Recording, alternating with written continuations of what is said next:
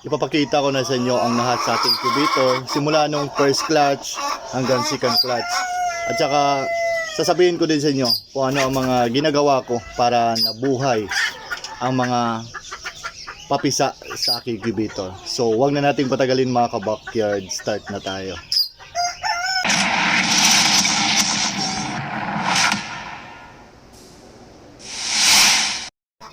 So ito na nga pala yung mga sisiw natin mga ka-backyard. Ito po yung nahatch ng una sa incubator natin. Tsaka namimigay na po ako ng pagkain sa kanila dahil umagang umaga po ngayon. Kaya ang ibinibigay kong pagkain sa aking mga sisiw is itong Gallimax 1. So ito po ang pagkain na ibinibigay ko sa aking mga sisiw. So napakalaki po ng Brahma mga ka-backyard. Ayan. Ang laki talaga niya. At saka mayroon dito mga naked neck, mayroon ding mga USLK, mga Polish Friesel. So ayan. So ang ginagawa ko para mabuhay lahat ng mga sisiw na nahat sa aking incubator is 3 araw ko silang inilagay sa karton. So bakit ko ba sila inilagay sa karton ng 3 araw mga ka-backyard? So inilagay ko sila sa karton ng 3 araw dahil alam naman natin na ang sisiw is masyadong sensitive, lalong lalo na mga fancy chicken natin ng mga USLK, mga Friesel, mga Polish at saka itong mga Brahma natin. Kaya ang ginawa ko sa kanila, inilagay ko sila ng 3 araw sa karton para hindi sila maginawan. At saka habang inilagay ko sila sa karton, naglalagay po ako ng ilaw sa loob. So nasa 24 pieces po ang mga sisiw na to. Kaya ang ginamit ko pong ilaw sa kanila mga ka-backyard is yung 25 watts para makasustain sa init na kailangan nila. Dahil 25 watts is bawat sisiw is gumagamit po sila ng 1 watts. Kaya 24 silang lahat. So 25 watts na ilaw ang ginamit ko sa kanila. Pangalawa, pag nag-aalaga kayo ng mga sisiw, lalong lalo na mga fancy chicken, dapat always na malinis ang kanilang patukaan.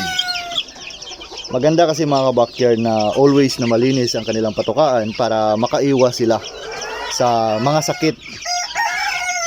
Dahil alam naman natin na ang mga sisiw is masyado talagang sensitive, kaya dapat always na malinis ang patukaan. And then yung patubigan dapat malinis din. So medyo ganyan po ang kulay ng tubig mga ka-backyard dahil umuulan po dito kagabi. At saka naglagay po ako ng Bitracin Gold sa kanila. So bakit nga ba ako naglalagay ng Bitracin Gold? So ganito na kasi ang nakasanayan ko mga ka-backyard sa aking mga sisiw. Pag once umuulan, nagbibigay po ako ng Bitracin Gold para mayroon silang vitamins na pang-sustain sa kanilang health. Dahil ang Bitracin Gold is maganda po siya sa ating mga sisiw, lalong lalo na sa tag-ulan na panahon. At saka pagkatapos po ng 3 araw mga ka-backyard, sa pang-4 na araw is dito ko na sila inilagay. Ayan. Isa po itong double cage. Actually ang cage na to is cage po sa aking mga ibon. At ito po ang ginamit ko sa kanila para dito ko sila ilagay. Silang 24. Ayan, dito ko sila inilagay sa loob. At saka naglagay din ako ng ilaw. So ayan po yung ilaw mga ka-backyard. So ngayon dahil nasa 15 days old na sila, so pag umaga dito ko muna sila inilagay sa baba para medyo maluwag ang kanilang gagalawan. Ayan. So hinati ko po sila sa 2 hatian dahil nga 24 pieces ang mga sisiw na to. Kaya hinati ko sila dito. At saka pagdating naman ng gabi mga ka-backyard, ibabalik ko agad sila dito dahil masyado pa silang bata, hindi pa nila kaya i-sustain ang lamig. At saka pinapailaw ko na din ito. At saka nilalagyan ko din ng moskitiro. Iwas sa lamok ang ating mga sisiw na inaalagaan.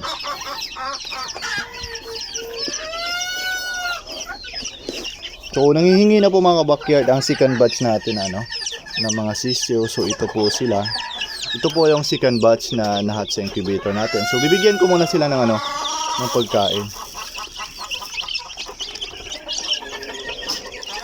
So nasa 7 days old pa mga sisiyo na to.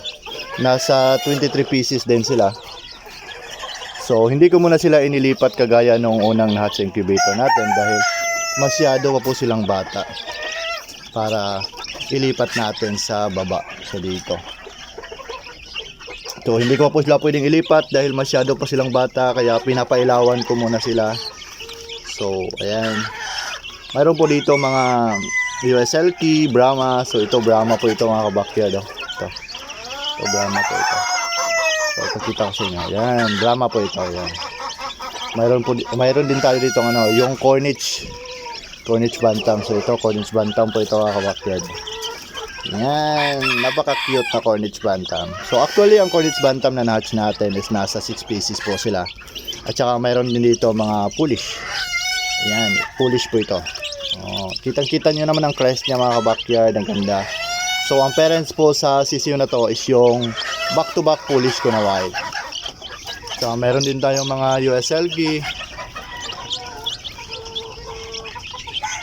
Tsaka meron din tayong pre-sale dito, ayan. Pre-sale po yan.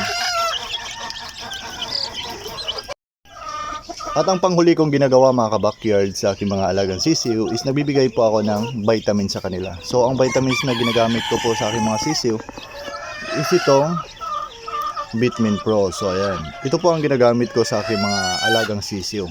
So ang paggamit ko po nito is nagbibigay po ako ng 3 times a week sa aking mga alagang sisiw. At pagkatapos po ng 3 times a week, so plain water na po ang ibinibigay ko sa kanila. Hindi kasi maganda mga kabakyard na magbigay tayo ng mga vitamins palagi sa ating mga sisiw dahil nga may immune po sila. So mas mabuti na magbigay tayo ng vitamins 3 times a week. Pagkatapos ng 3 times a week, so plain water na po ang ibigay natin sa ating mga alagang sisiw. So ito lang po ang mga diskarte ko na ginagawa ko sa aking mga alagang sisiw na inalagaan dito mga ka-backyard na walang namamatay sa kanila. So lahat po sila nabuhay, lahat po sila malulusog. So kung bago ka pa lang sa aking YouTube channel at mahilig ka sa pag-aalaga ng mga USL Key, Pre-Cell, Polish, Brahma, Cornish, so mag-subscribe ka na mga ka-backyard para lumago pa ang munting channel natin at para makagawa pa ako ng mga maraming videos patungkol sa mga alaga kong manok dito sa bahay. So God bless po sa ating lahat mga ka-backyard. Mag-ingat po tayo palagi. Happy farming po.